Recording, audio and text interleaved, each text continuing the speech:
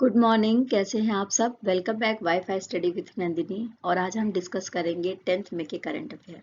और सबसे पहले जैसा कि हम सबको पता है कि हम अपने मॉर्निंग के थॉट के बारे में बात करते हुए क्लास को स्टार्ट करते हैं। तो आइए सबसे पहले हम देखते हैं कि क्या है हमारे पास मॉर्निंग के थॉट के लिए।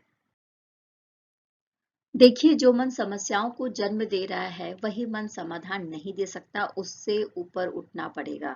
यानी जब हमारे सामने हमारा ह्यूमन नेचर होता है कि कोई भी समस्या हमारे सामने आती है तो हमारा मन और हमारा दिमाग दोनों फोकस्ड हो जाता है और हम परेशान हैं, हम समस्या से घिरे हुए हैं, हमें प्रॉब्लम है। इन्हीं सब बातों को लेकर हम परेशान होते रहते हैं। लेकिन अगर हम अपना मन को स्थिर करें, एकाग्र करें अपने मन को और फिर पॉजिटिव वे में सकारात्मक रूप से सोचें, तो हमें समस्या का समाधान ज़रूर ज़रूर मिलेगा। तो इसी मानसिकता की ज़रूरत है। समस्या के ऊपर फोकस ना करके समाधान के ऊपर फोकस करने की ज़रूरत है। तो एक दिन समस्या हमारी ज़रूर ज़रूर समाप्त हो जाएगी। तो इसी विचारधारा के साथ में चलिए मैं स्टार्ट करूंगी आज की अपनी क्लास को। International day of Argania. ठीक है, जैसा कि आप डायग्राम में भी देख सकते हैं, ये जो पेड़ है वो आर्गन का पेड़ है और आर्गन के पेड़ से ही आर्गन का तेल निकाला जाता है। ये एक ऐसा पेड़ है जो हमारे सोशल लाइफ, इकोनॉमिकल लाइफ और हमारे इकोलॉजिकल सिस्टम, हमारे पर्यावरण के लिए भी बहुत इंपॉर्टेंट रोल अदा करता है। तो इसके रोल को ही डिफाइन करने के लिए, इसके इम्पोर्टेंस को ही बताने के लिए 10 मई को हर साल अंतर्राष्ट्रीय आर्गेनिया डे सेलिब्रेट किया जाता है। ओके, अब इसकी हिस्ट्री के बारे में थोड़ी सी बात कर लेते हैं और देखते हैं कि कब इसको स्टार्ट किया गया था, क्यों स्टार्ट किया गया था। तो सबसे पहले मैं आपको बता दूं कि 2021 से ही यूनाइटेड नेशन जनरल असेंबली के द्वारा 10 मई को हर साल इंटरनेशनल ऑर्गेनिया डे मनाने की घोषणा करी गई थी। ओके, नेक्स्ट है वर्ल्ड ल्यूपस डे। देखिए, जो वर्ल्ड ल्यूपस डे है वो भी हर साल 10th मई को मनाया जाता है। ठीक है, और इसकी 2023 की थीम क्या है? तो थीम है मेक ल्यूपस विजिबल। और साथ में मैं आपको बता दूं कि ल्यूपस जो दिवस है इसको पर्पल डे के रूप में भी हम मनाते हैं। इसका उद्देश्य क्या होता है? जो ल्यूपस रोग है, डिजीज है, उसके प्रति लोगों को किस तरीके से जागरूक किया जा सके और लोगों को किस तरीके से साइकोलॉजिकली इसके लिए तैयार किया जा सके कि जिनको रोग हो गया है उनको साइकोलॉजिकल किस तरीके से सकारात्मक रूप से तैयार किया जा सके। इन विषयों पर ही वर्ल्ड लूपस डे सेलिब्रेट किया जाता है 10 मई को हर साल। ओके, अच्छा, जो ये ल्यूपस बीमारी है इसके सिम्टम क्या हैं? ठीक है ना, और ये क्या करती है इसके बारे में थोड़ी जानकारी ले लेते हैं। तो देखो, जो ल्यूपस ये डिजीज है, ये स्पेशली हम सबको अच्छे से पता है कि जब हमें कोई भी डिजीज होती है तो हमारी बॉडी में जो इम्यून सिस्टम है वो क्या करता है? उस डिजीज से लड़ने का काम करता है। लेकिन ल्यूपस रोग में क्या होता है? ये ऐसी डिजीज है जिसमें जो हमारा इम्यून सिस्टम है वो हमारी ही बॉडी के टिश्यूज के ऊपर अटैक करने लगता है, जिससे कि हमारी बॉडी वीक हो जाती है। और जो सिम्टम होता है वो क्या निकल कर सामने आता है? तो लगातार बुखार जैसा रहेगा। माउथ सोर का मतलब है आपके मुंह में छाले हो जाएंगे, ज्वाइंट में और मसल्स पेन होगा और साथ में ही हमेशा अधिक थकान जैसा महसूस होगा। मतलब अधिकतर हमें लगेगा कि हम थके थके से हुए हैं। तो ये क्या है? इसके सिम्टम है। ओके, अब हम बात कर रहे हैं पुलित्जर पुरस्कार 2023 के बारे में, जिसकी घोषणा करी गई है। और आपको मैं बता दूं कि जो पुलित्जर पुरस्कार है वो स्पेशली पत्रकारिता के फील्ड में दिया जाने वाला दुनिया का सबसे ज्यादा इम्पोर्टेंट प्राइज है ना, सर्वोच्च पुरस्कार जिसको हम कह सकते हैं, जो पत्रकारिता के फील्ड में दिया जाता है। पुलित्जर पुरस्कार 22 श्रेणियों में दिया जाता है, जिसमें से 2023 के लिए 15 श्रेणियों में 16 पुरस्कारों की घोषणा करी गई है। और इसके जो पुलित्जर पुरस्कारों के प्रशासक हैं उनका नाम क्या है? मार्जोरी मिलर, उनके द्वारा। ठीक है, जिसमें से 4 पुरस्कार तो सिर्फ ऐसे पत्रकारों को दिए गए हैं जिन्होंने स्थानीय अधिकारियों के भ्रष्टाचार से रिलेटेड जो काम है उसको उजागर किया है। और मैं आपको बता दूं कि इसमें जो है, मतलब मैंने बोला ना कि 22 श्रेणियों में पुलित्जर पुरस्कार दिए जाते हैं, जिसमें से 21 जो विजेता हैं, 21 श्रेणियों के जो विजेता हैं उनको 15,000 डॉलर का नकद पुरस्कार दिया जाता है और साथ में ही एक सर्टिफिकेट जो प्रदान किया जाता है। क्या प्रदान किया जाता है? एक सर्टिफिकेट प्रदान किया जाता है। ठीक है, इसकी हिस्ट्री के बारे में बात कर लेते हैं। तो जैसा कि हम सबको पता ही है कि अमेरिका के द्वारा प्रदान किया जाता है ये पुरस्कार। ठीक है, और स्पेशली जो अमेरिका की पत्रकारिता है उसके लिए इस पुरस्कार को दिया जाता है। साथ में मैं आपको बता दूं कि एक न्यूज़पेपर पब्लिशर थे जिनका नाम था जोसेफ पुलित्जर, उनकी याद में इस पुरस्कार को 1917 से ही दिया जाता है हर साल।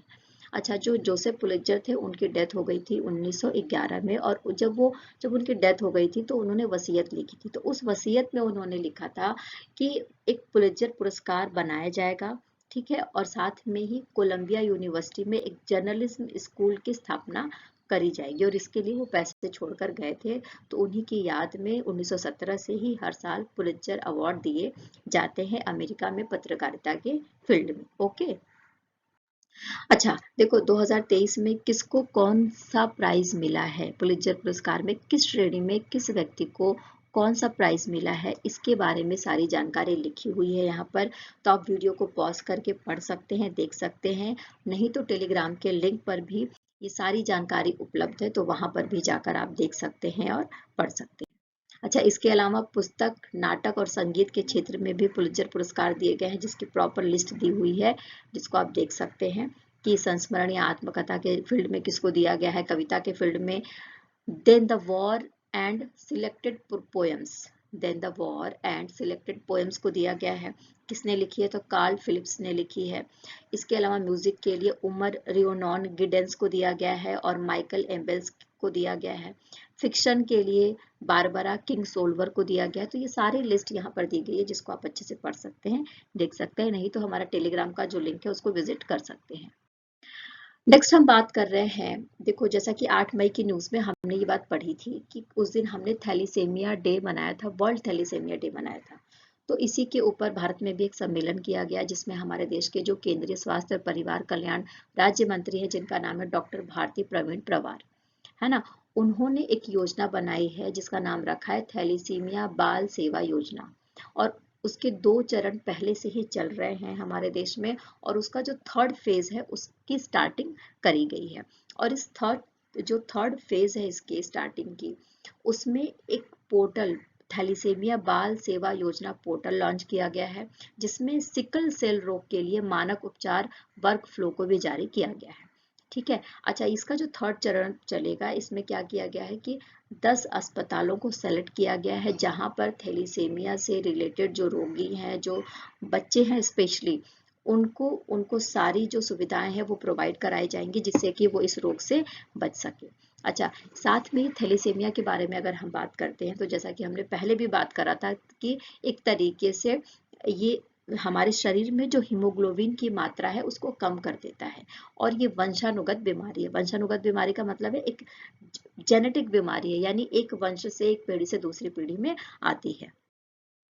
इसके इसके डिजीज के बारे में बात करें तो जैसा कि हाँ, तो इसमें क्या होता है कि जो हीमोग्लोबिन है वो शरीर में काफी कम हो जाता है, तो जो रोगी होता है उसको हर दूसरे या तीसरे हफ्ते में ब्लड चढ़ाने की जरूरत पड़ती है उसकी बॉडी में, है ना, जिससे कि जो हीमोग्लोबिन की मात्रा है उसको बढ़ा सके, क्योंकि हीमोग्लोबिन एक ऐसा प्रोटीन है जो क्या करता है, हमारे शरीर में ऑक्सीजन को कैरी करता है फेफड़ों से, और उसके बाद जो है पूरे शरीर में, हमारे पूरी बॉडी में लेकर जाता है। तो थैलीसीमिया के बारे में बात हो गई।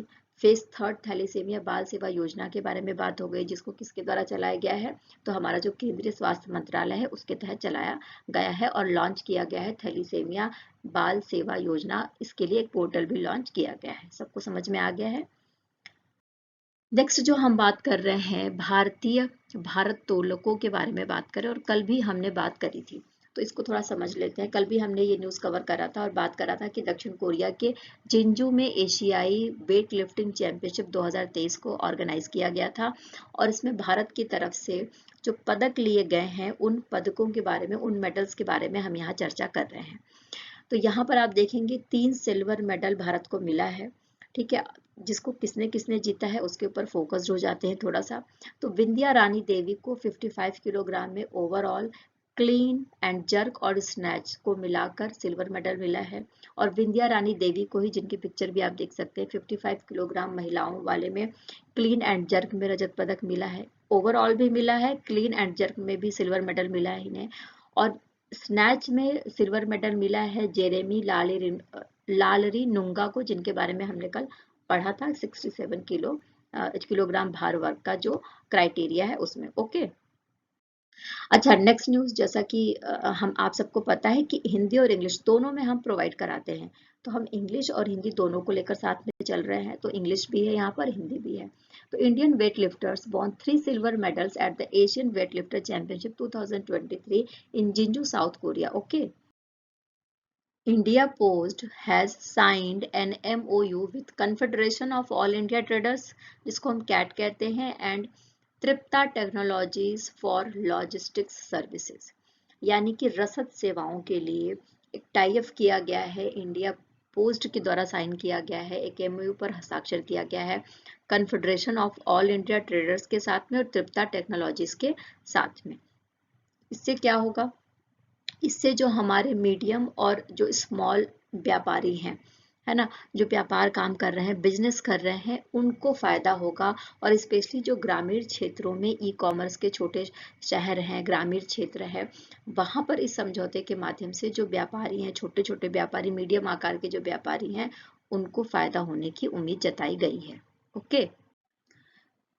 देखिए, हम बात कर रहे हैं India post payment bank IPPB के बारे में, जो भारत सरकार के संचार मंत्रालय के तहत काम करती है पेमेंट बैंक के रूप में, और जिसकी स्टार्टिंग करी गई थी डाक विभाग के द्वारा, ठीक है ना। और इसको औपचारिक रूप से इसकी स्टार्टिंग कर दी गई थी 1 सितंबर 2018 को प्रधानमंत्री पीएम मोदी के द्वारा। और साथ में मैं आपको बता दूं कि एक पायलट प्रोजेक्ट के रूप में इसको सबसे पहले जिस स्टेट में स्टार्ट किया गया था, झारखंड की जो राजधानी है रांची, वहां पर, और छत्तीसगढ़ की राजधानी है रायपुर, वहां पर 30 जनवरी 2017 को। इंडिया पोस्ट पेमेंट बैंक का मुख्यालय नई दिल्ली में मिल जाएगा। और बैंक की पंच लाइन क्या है? तो अपना बैंक आपके द्वार, अपना बैंक आपके द्वार इसकी पंच लाइन है। और इसके प्रबंध निदेशक और मुख्य कार्यकारी अधिकारी यानी मैनेजिंग डायरेक्टर और चीफ एग्जीक्यूटिव ऑफिसर कौन है? तो जे वेंकटरमू है। कौन है? जे वेंकटरमू। देखिए, जो नेक्स्ट न्यूज़ है हमारे पास, वो है कनाडा के ओटावा से रिलेटेड न्यूज़ है। कनाडा के ओटावा में भारत और कनाडा के बीच में, दोनों के बीच में निवेश और व्यापार, इनको लेकर एक संवाद हुआ है, जिसमें हमारे देश के जो यूनियन मिनिस्टर हैं, वाणिज्य और उद्योग मंत्री हैं, जिनका नाम है पीयूष गोयल, और साथ में ही कनाडा की जो आर्थिक विकास मंत्री हैं, जिनका नाम है मैरी एनजी, इनकी अध्यक्षता में ये संवाद हुआ है। स्पेशली जो बात की गई है दोनों देशों के बीच में किस तरीके से व्यापार को और इन्वेस्टमेंट को बढ़ावा दिया जाए, इसके बारे में बात करी गई है।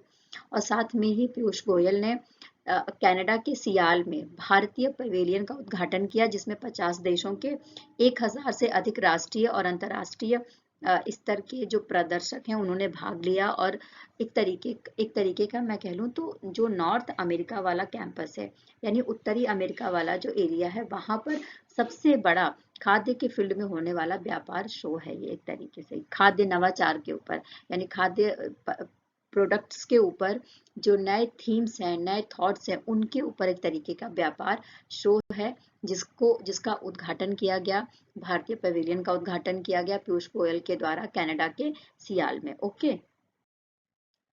डायलॉग के जो टॉपिक्स थे वो ट्रेडिंग था और इन्वेस्टमेंट था, साथ में ही किस तरीके से इन्वेस्टमेंट को प्रमोट किया जाए, प्रमोशन दिया जाए, किस तरीके से एक दूसरे के साथ कॉर्पोरेशन किया जाए, कॉपरेट किया जाए, इसके विषय पर था। और साथ में ही ग्रीन ट्रांजिशन के ऊपर था, यानी किस तरीके से हरित प्रौद्योगिकी को बढ़ावा दिया जाए, इन विषयों पर संवाद किया गया था। स्क्रीन पर आप देख रहे होंगे कनाडा का मैप। उत्तरी अमेरिका कॉन्टिनेंट में जब आप जाएंगे तो बिल्कुल नॉर्थ में आपको कनाडा देखने को मिल जाएगा, यूएसए के जस्ट ऊपर, ठीक है।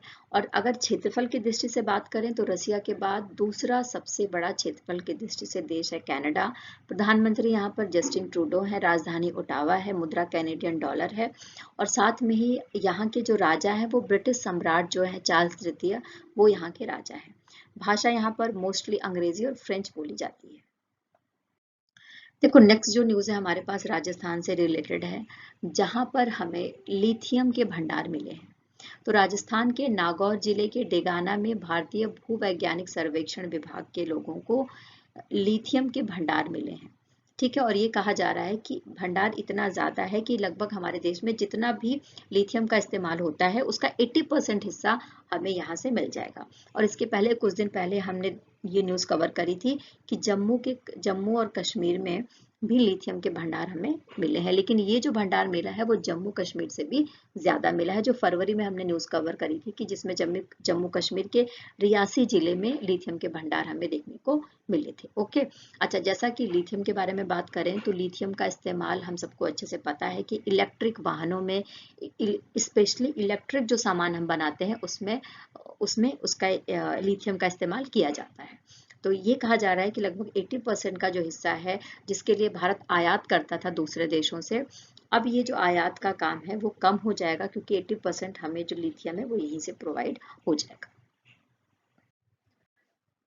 अच्छा, लिथियम के भंडार जहाँ पर सबसे ज़्यादा है वो कौन से देश हैं? तो साउथ अमेरिका के का अर्जेंटीना है, बोलीविया है और चिले है। ठीक है ना, साउथ अमेरिका जो कॉन्टिनेंट है वहाँ के जो देश है अर्जेंटीना, बोलीविया और चिले में आपको इसके सबसे ज़्यादा भंडार देखने को मिलेंगे। आइए लिथियम को थोड़ा जानते हैं। ठीक है, सबसे पहले तो लिथियम का जो रासायनिक तत्व है इसको एक प्रतीक के रूप में चिन्हित किया जाता है, जैसा कि आप पिक्चर में भी देख सकते हैं, Li के फॉर्म में इसको हम रिप्रेजेंट करते हैं लिथियम के रूप में। ठीक है, और साथ में ही अगर आप इसको देखेंगे तो एक तरीके से बिल्कुल सॉफ्ट सा और सिल्वर की तरह चमकता हुआ धातु मिलेगा। सबसे हल्का ठोस तत्व है ये और सबसे हल्का धातु है, और इसका जो इस्तेमाल किया जाता है वो specially mobile phone, laptop, digital camera, electric वाहनों में, और जो बैटरी होती है, रिचार्ज करी जाती है जो बैटरी, उसमें इसका इस्तेमाल किया जाता है। और सबसे ज़्यादा भंडार, जैसा कि हमने बात कर लिया था कि चिले में, और जो साउथ अमेरिका वाला यानी जो दक्षिणी अमेरिका कॉन्टिनेंट है वहाँ पर अर्जेंटीना, बोलीविया और चिले में इसके भंडार देखने को मिलते हैं, और ऑस्ट्रेलिया में भी इसके सबसे ज़्यादा भंडार हमें देखने को मिलते हैं। ओके,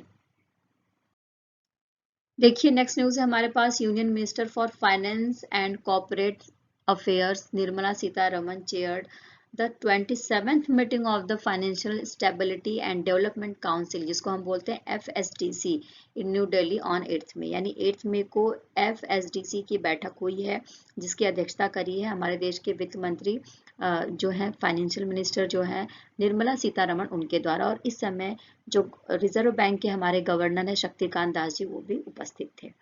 अच्छा, अगर हम वित्तीय स्थिरता और विकास परिषद यानी financial stability and development council के बारे में बात करें तो इसकी स्थापना 2010 में भारत सरकार के द्वारा करी गई थी, रघु राजन समिति की सिफारिशों के माध्यम से। अच्छा, अब ये परिषद क्या काम करता है इसके ऊपर थोड़ी सी जानकारी ले लेते हैं।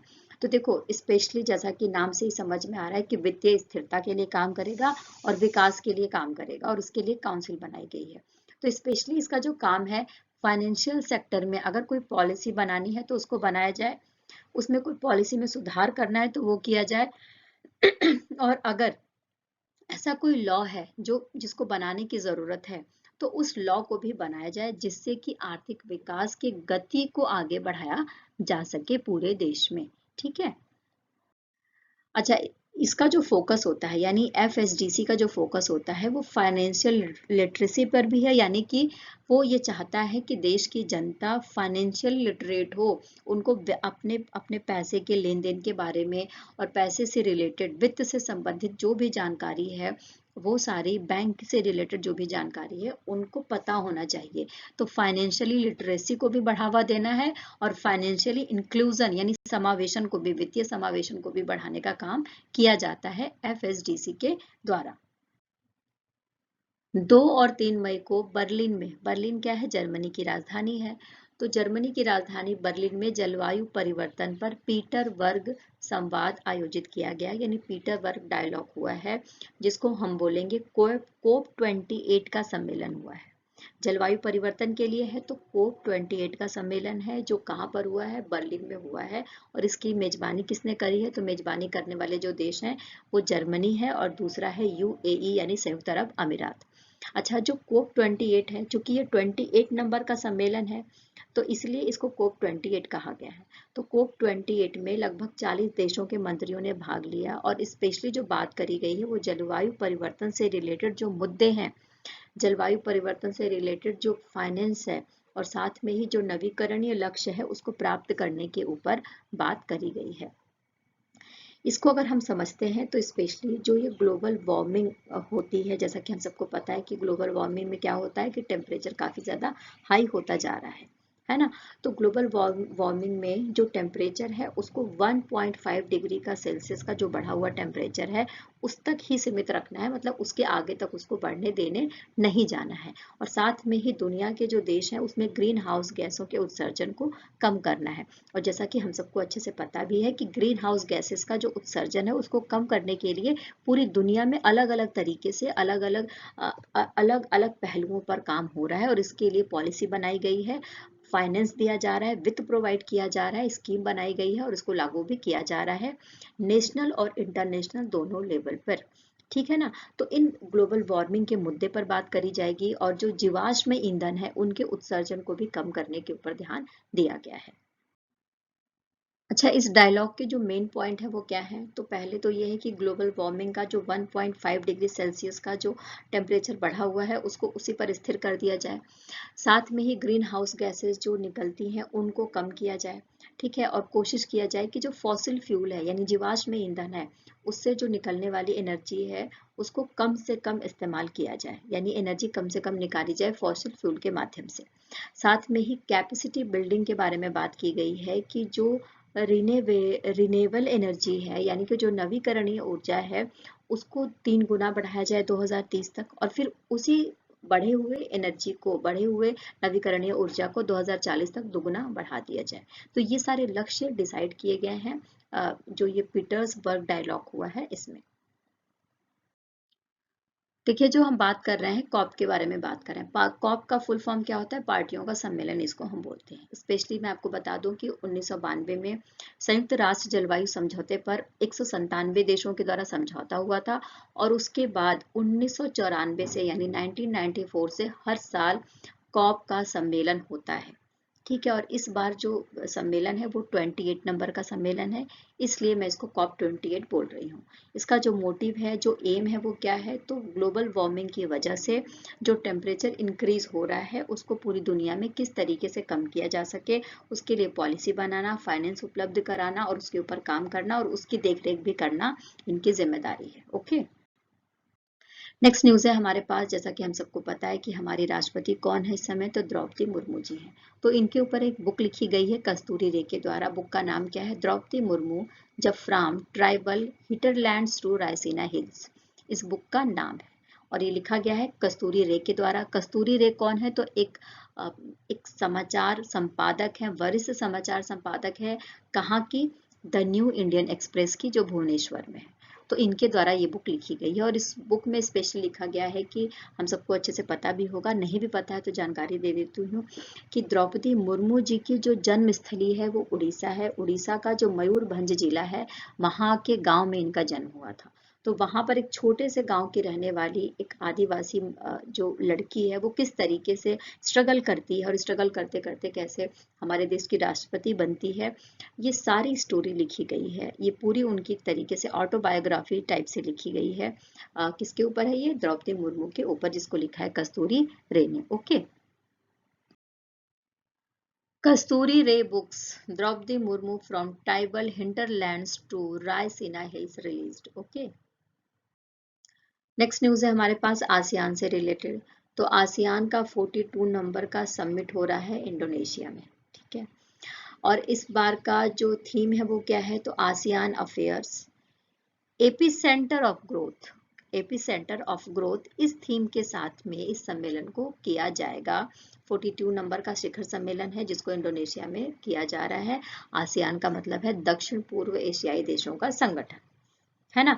और अब इसमें कौन कौन से देश हैं तो वो देख लेते हैं। तो देखो, आसियान में कुल 10 देशों का समूह है। Brunei, Darussalam, Cambodia, Indonesia, Laos, Malaysia, Myanmar, Philippines, Singapore, Thailand और वियतनाम। स्पेशली ये जो दक्षिण पूर्व एशियाई देश हैं इनके विकास के लिए, डेवलपमेंट के लिए ये सम्मेलन आयोजित किया जाता है। तो 42 नंबर का ये सम्मेलन है जो इंडोनेशिया में आयोजित किया जा रहा है। देखिए देखिए, जो नेक्स्ट न्यूज़ है हमारे पास वो है तेलंगाना से रिलेटेड। तेलंगाना की राजधानी क्या है? हैदराबाद। मुख्यमंत्री कौन है? तो मुख्यमंत्री है के चंद्रशेखर राव। ठीक है ना। तो के चंद्रशेखर राव जी के द्वारा ही हैदराबाद में हरे कृष्णा हेरिटेज टावर की आधारशिला रखी गई है। और ये जो टावर बनाया जाएगा ये 400 फीट ऊंचे ढांचे पर बनाया जाएगा और इस टावर पर श्री श्री राधा कृष्ण और श्री वेंकटेश्वर स्वामी जी की मूर्ति हमें देखने को मिलेगी, जो के मंदिर हमें देखने को मिलेंगे, जो स्पेशली काकतिया जो वास्तुशिल्प है उसके द्वारा उसके तरीके से बनाया जाएगा। और साथ में मैं आपको बता दूं कि 6 एकड़ भूमि का प्रयोग किया जाएगा और लगभग 200 करोड़ रुपए की लागत इसमें आएगी, जिसमें मुख्यमंत्री के द्वारा ये बोला गया है कि 25 करोड़ रुपए है वो जो तेलंगाना गवर्नमेंट है वो देगी। देखिए जो नेक्स्ट न्यूज़ है हमारे पास वो इसरो से रिलेटेड है। जैसा कि हम सबको पता है कि इसरो क्या है, भारत का एक अंतरिक्ष अनुसंधान संगठन है जो स्पेशली अंतरिक्ष के फील्ड में नए नए काम इन्वेंशन करता रहता है। तो उसने एक प्रोग्राम चलाया है विद्यार्थियों के लिए, स्टूडेंट्स के लिए, वो उन स्टूडेंट्स के लिए जो फिजिक्स से रिलेट करते हैं और टेक्नोलॉजी से रिलेट करते हैं। इनको ऑनलाइन प्रशिक्षित किया जाएगा, यानी ऑनलाइन इनको ट्रेनिंग दी जाएगी। किसके किसके बारे में? तो खगोल विज्ञान, खगोल भौतिकी, हेलियोफिजिक्स, सूर्य पृथ्वी इंटरेक्शन और साथ में एरोनॉमी और अंतरिक्ष विज्ञान से रिलेटेड जो जानकारी है वो प्रदान की जाएगी इसरो के द्वारा ट्रेनिंग्स में इन विद्यार्थियों को, है ना। और साथ में मैं आपको बता दूं कि अंतरिक्ष विज्ञान की जो क्रॉस डिसिप्लिनरी है उसकी प्रकृति को भी समझाने की कोशिश करी जाएगी। तो इस तरीके से जो विद्यार्थी हैं वो एक तरीके से जो अंतरिक्ष विज्ञान है उसको समझने में और उसके लिए एक अपना एक पॉइंट ऑफ व्यू क्लियर करने में उनको मदद मिलेगी। अच्छा देखिए, इसरो के द्वारा जो ये प्रोग्राम चलाया जा रहा है इसका नाम क्या है? इसका नाम रखा गया है स्टार्ट का अगर फुल फॉर्म देखें तो space science and technology awareness training, इस नाम से इस प्रोग्राम को चलाया जा रहा है इसरो के द्वारा। देखिए इसरो के बारे में जानकारी ले लेते हैं। तो इसरो का जैसा कि मैंने आपको बता दिया कि भारत का एक अंतरिक्ष एजेंसी है जो भारत सरकार के तहत काम करता है। इसका गठन 15 अगस्त 1969 को किया गया था। ठीक है, 1962 में भारत सरकार के द्वारा एक अंतरिक्ष अनुसंधान के लिए समिति बनाई गई थी और उसके द्वारा इसकी स्थापना करी गई थी। इसके यूनिट्स हैं, उसके यूनिट्स के बारे में बात करते हैं। जो इसरो की यूनिट्स हैं वो अलग अलग तरीके से काम करती हैं, है ना, यानी एक ही जगह पर सारा काम नहीं होता है, इसके कई सारे यूनिट्स हैं। तो फर्स्ट यूनिट के बारे में बात करेंगे जो है विक्रम साराभाई अंतरिक्ष केंद्र, जो कहाँ पर है? केरला की राजधानी तिरुवनंतपुरम में है। ये प्रक्षेपण यान के ऊपर काम करती है। इसके अलावा किसी उपग्रह को डिजाइन करना है, विकसित करना है, तो ये काम बेंगलुरु में होता है UR राव उपग्रह केंद्र में। सतीश धवन अंतरिक्ष केंद्र जो श्रीहरिकोटा में है, वहां से उपग्रह को प्रक्षेपित किया जाता है। ठीक है ना। और साथ में ही क्रायोजेनिक चरण में जो तरल चरणों का इस्तेमाल होता है, तरल पदार्थों का इस्तेमाल होता है, जो तरल प्रणोदन होते हैं, है ना, उसके एक केंद्र के रूप में विकसित किया गया है केरला का वालियामाला और बेंगलुरु का LPSC केंद्र। तो ये इन चारों यूनिट्स के माध्यम से, इन पांचों यूनिट्स के माध्यम से इसरो अपने जो प्रोग्राम है, जो कार्यक्रम है वो चलाता है। बस इस सेशन में इतना ही। कल फिर मुलाकात होगी इसी चैनल पर, इसी जगह पर, इसी प्लेटफॉर्म पर। साथ में मैं आपको बता दूं कि जो भी कंटेंट मटेरियल है उसको टेलीग्राम के लिंक पर शेयर कर देते हैं, जैसा कि मैं रोज बोलती हूँ, तो आप वहां से भी पढ़ सकते हैं, नोट्स बना सकते हैं। अच्छा, इसके अलावा प्लीज अगर आप नए हैं तो चैनल को सब्सक्राइब कर लीजिए, बेल आइकन जरूर प्रेस कर लीजिए जिससे कि नोटिफिकेशन आपको मिलती रहे। और प्लीज़ लाइक करना मत भूलिए, क्योंकि आपकी लाइक करने से मुझे हिम्मत आती है, पॉजिटिविटी आती है मुझ में, और मुझे काम करने के लिए एक मोटिवेशन मिल जाता है। ठीक है, तो लाइक करना मत भूलिए। लाइक करने में कोई भी पैसा नहीं लगता है। साथ ही इस चैनल को ज़रूर शेयर करिए ताकि उन तक कंटेंट पहुंच जाए जहां तक इसको जाने की ज़रूरत है। तब तक के लिए खूब सारा खुश रहिए, खूब सारा पॉजिटिव रहिए और खूब सारा मेहनत करिए और जीवन में आगे बढ़ते रहिए। इन्हीं शुभकामनाओं के साथ में टेक केयर, बाय बाय।